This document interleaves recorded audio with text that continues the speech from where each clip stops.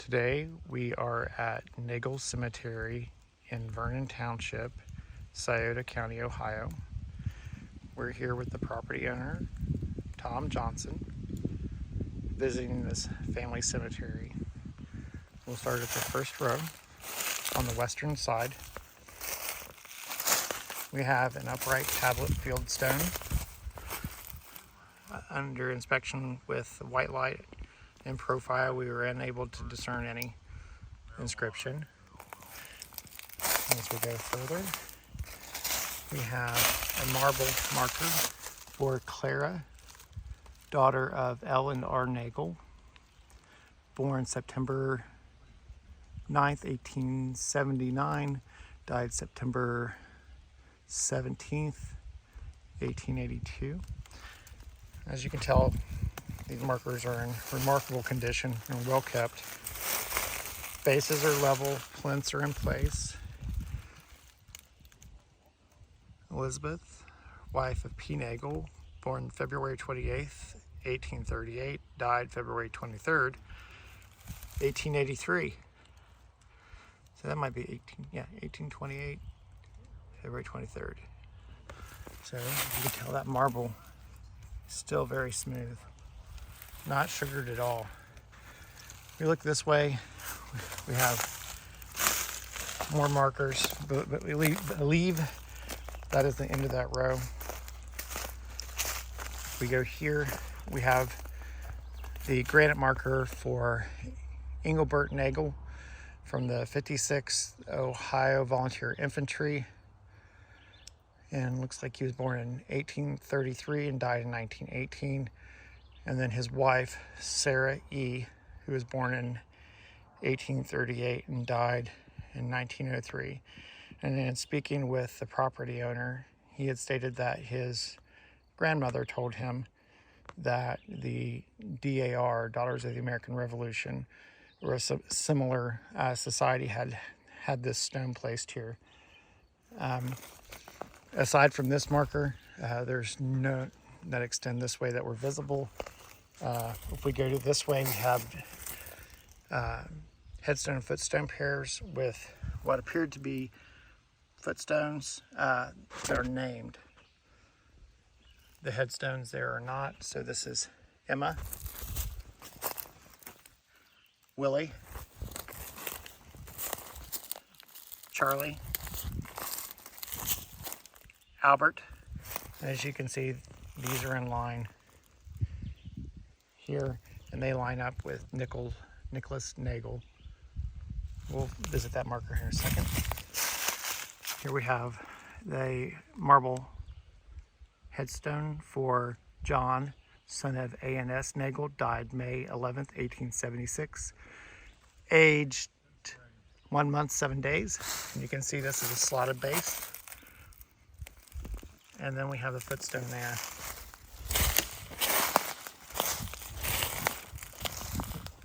We have these granite markers. Carl T, son of F.W. and Ellen Nagel, age 6 months. Frank W. Nagel, 1847 to 1926. And then Ella S. Nagel, born 1852, died 1932.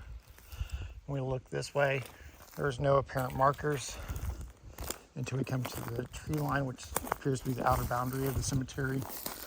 We have an upright fieldstone, and approximately 8 feet away, we have another upright fieldstone.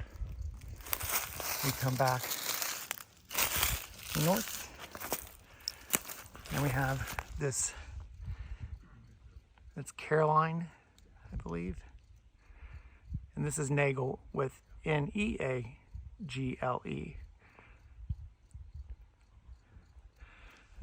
And it's intact. We have another. This is Philip Nagel, died 1872. You can see it's a thicker marble monument. And then Joseph, and this is Besco, Joseph Besco, 1866. John Gleam, and then L. Albert Gleam. And this marker, you can see, it's been found in 2 different conditions and been paired together. So a neater pair. Interesting, it's been backed by, looks like the base for another stone, but it's keeping it intact. You have the footstone there. We'll come up to the upright fieldstone there, next to a large marble tablet for Nicholas Nagel, and then we have this column style for Nicholas Nagel as well. You can see that he died August 29th, 1859, aged 53 years and 3 months. And epitaph reads, "Farewell, my wife and children, all from you a Father Christ doth call. Mourn not for me, it is in vain to call me to your sight again." So, and this is all intact. There's very little, there's probably an urn that's set there. And then on the back side, we have Phoebe, wife of M. Nagel, died January 9th, 1881, in her 74th year. Here we have a portion of a slotted base, and that may have been maybe for that monument there for Nicholas's. So I could imagine his large tablet would have been here, and then Phoebe's here. We come to this side. This is for George Nagel. It's as we can see, it's broken, and there's the base for it. It's fallen over, and as it struck the ground, it snapped in half. And then we have the grasped hands. We have more fieldstones here, upright. You can tell the cemetery is well maintained. A lot of the trees that have been removed that would be perilous to falling and damaging markers. We have an original, probably 1920s, 30s twisted wire fence. It runs along the perimeter, and then we have a large oak tree that's fallen across it. Here in the back row we have George E., son of M.E. Besco. He died in 1882. Then we have Catherine Besco, who died in 1868. And then this is Catherine, wife of C. Besco, died in 1878.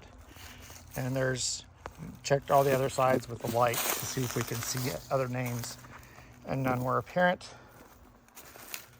Come this way, we have the remnants of a cedar tree and another cedar tree, and more footstones.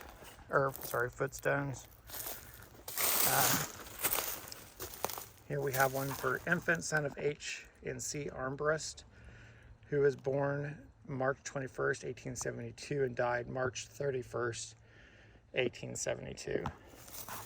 And you can see it's barely resting in that slotted base, and it's propped up there. There's a little bit of ground subsidence here.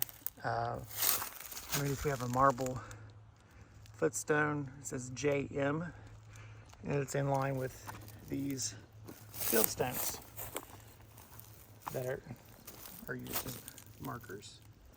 And they go along, but this whole, if you go in line like this, across and over, that's really that area there, just one solid subsidence. So possibly a tree and grade collapse, but there's quite a bit. And then we have a grouping of fieldstones here in this little circle of trees.